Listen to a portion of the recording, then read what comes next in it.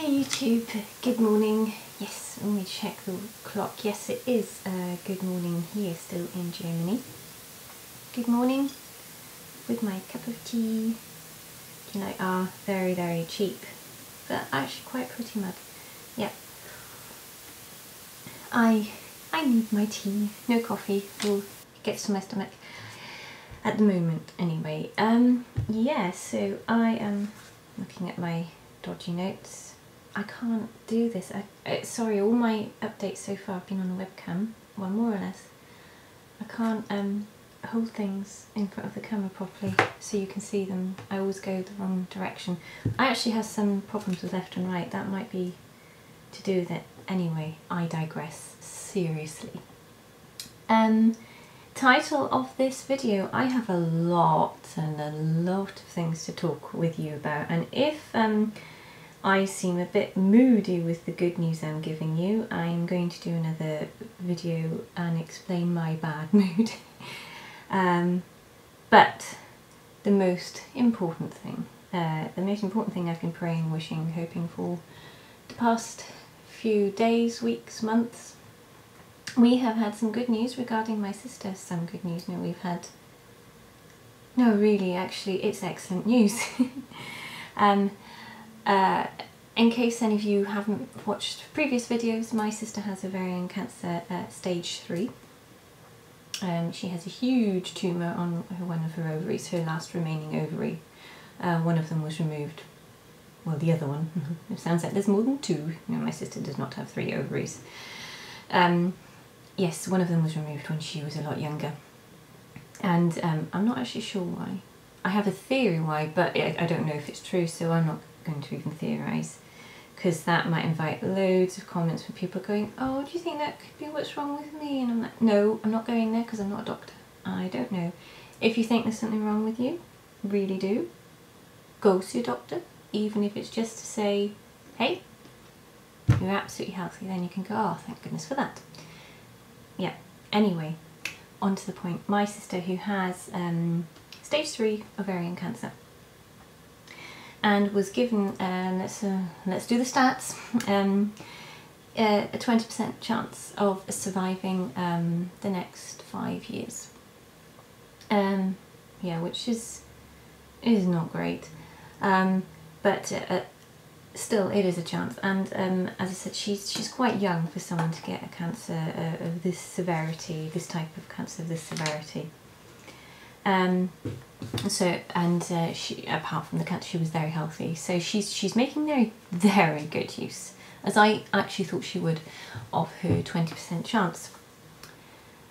Yeah, she had 3 lots of chemo since we found out she had cancer in end of January, beginning of February. I went over to see her once, and I don't know if any of you watched the video. Well, some of you obviously will have watched the video on that. I had a big shock because I'd never seen anyone so sick in my entire life. She now sounds really good. She sounds normal, actually. And my mum said, if you didn't know she had cancer, you wouldn't be able to guess. You'd think she's lost an awful lot of weight. She looks fabulous, apparently. She has no hair. That happens when you have chemo. So she had her 3 lots of chemo. And then she had the update with her doctor. Now they met, and oncologists, as I'm sure you can all imagine, they're very careful about seeming cheerful about cancer, because, well, they have to be careful, and I completely understand that. However, this guy, he didn't, I think he used the word good news, but he smiled, apparently, as soon as they walked into his office. Big beaming smile. And my mum said, because she's a nurse, she said she got the impression he felt like, yeah, we're getting this one. That's how I like to see it, that yeah, they're gonna get this one, this time at least. And that's always the thing. Yeah, a lot of the swelling she had has gone down. The tumour has gone down a bit, and it's less dense. It's still actually quite big, unfortunately, but the cancer markers in her blood, which at their worst were at 1,700. I'm no doctor, and I haven't researched this because every time I start researching things, I get a bit upset and angry and worried. So I'm not going to do that today. I hope not. I hope I stick with it this time and not actually do it. But the cancer markers in her blood were at 1,700, which is, well, it's obviously not good, and I know she was very sick at the time. They are now at 600. That's a huge drop. That is a huge, huge drop. So that chemo is working. Yes, and the cancer has not spread. It is all in the tumour at the moment. Now that can change, obviously, but the way things are, because we were actually worried for a while it spread to her lungs. We were really, really worried it spread all throughout her abdomen and to her lungs. And I don't know if it had and has now gone back, apart from me thinking, I don't think that happens so easily, but who knows. But the current state is it's all in the tumour. They think the tumour is resting on her bowel, so that could mean, because it's very heavy and it's been resting on her bowel for quite some time. They are going to operate. They've finally reached a stage that they feel, yep, she's stable enough. In fact, she's doing very well. Cancer markers going down. The tumour is responding very well, but it needs to come out. The case before was that she was so ill and it was so huge, and they thought, God, it might be other places as well. They weren't too sure what they were dealing with, and it was progressing scarily fast. They were surprised.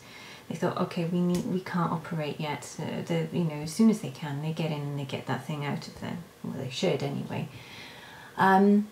So they're taking it out in June, beginning of June.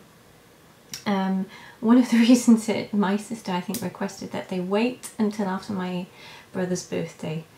And I don't think they'd have agreed to do that if it was not wise, so that they're prepared to wait that long time. They want, in fact, it also goes in with their treatment. They want to do one more set of chemo. They want to give her a 4th chemo to see if they can just get it maybe a little bit smaller, a little bit less dense, which would be fab. Onto the thing about the bowel.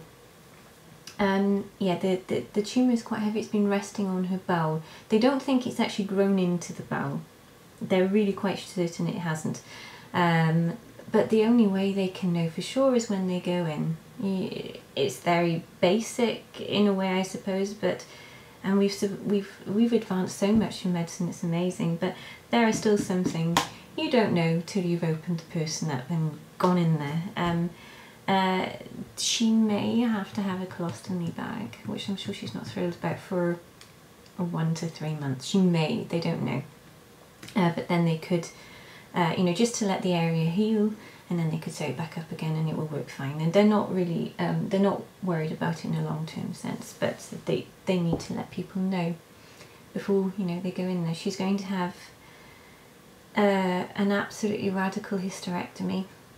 She has to, which is a bit sad, but I know she wasn't going to have any children, but knowing, for me, I would be devastated. But yeah, that's because I know I want more kids. They're removing all her reproductive organs. Everything is going. It's the only way. Well, that's a bit harsh. But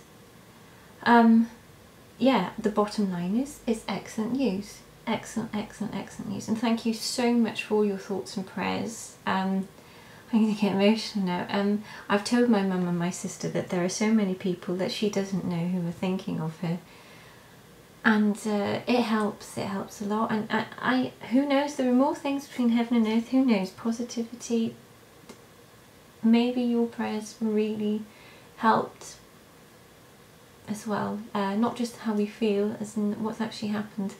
I know some people think that's naive, but I'm, well, naive or not, I'm very, very thankful.